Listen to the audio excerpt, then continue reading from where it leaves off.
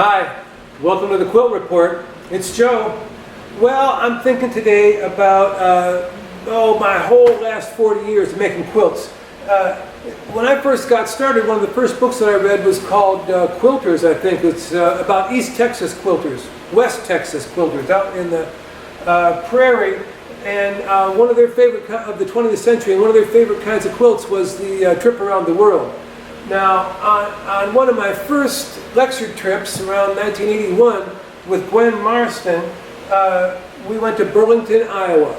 And we were poor musician quilters at that time and really could not afford a nice trip around the world. But I found this quilt top in a shop and we took it home and hand quilted it. Why not? I'm just crazy about it. The trip around the world, it's one of my favorites ever. You can see the brilliant shading that this quilt maker made from the blacks and the greens and the oranges right on through all these colors that really don't seem to go together and that are absolutely magic together. Well, this is great. It was near the beginning of our studies of antique quilt styles, which we went through a whole catalog of antique quilt styles, copying them and imitating them. Like this next one. This is the last quilt that Gwen Marston and I made together.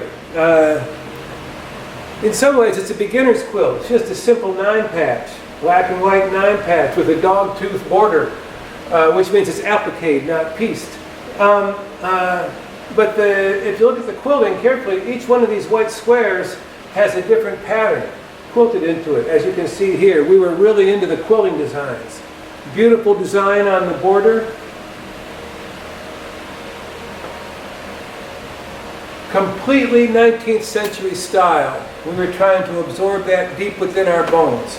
This is something that when I started working on my own, continued for a long time.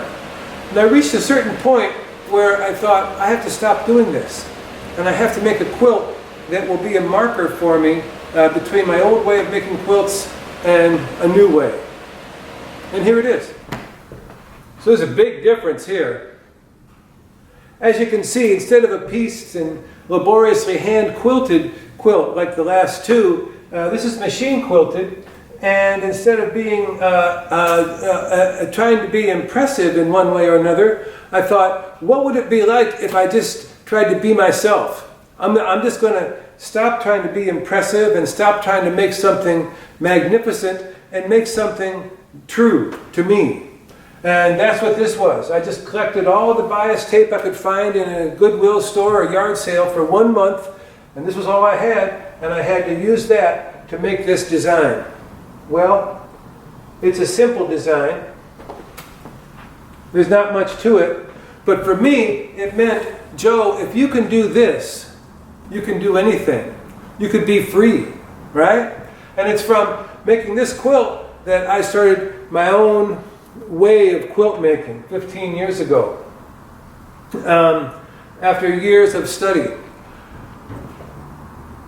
If you're interested in making quilts as a way to be free, you can come and study with me someplace. I teach a lot of different places. This September, I'm going to be teaching at the Madeline Island School of the Arts. Madeline Island well, it's in Lake Superior, between Minnesota and Michigan, way up there in September, the most beautiful time of year to be there, September 23rd to the 27th. I'm going to be teaching a workshop. There's still spaces in it. And what we're going to be doing is I'm going to be exploring my system of quilt making, how I try to be free in the world and how I can teach you to be free at the same time. Check it out. It's a fantastic place, Madeline Island School of the Arts.com. They got great accommodations, great food, and instructors. Ha! See you next time.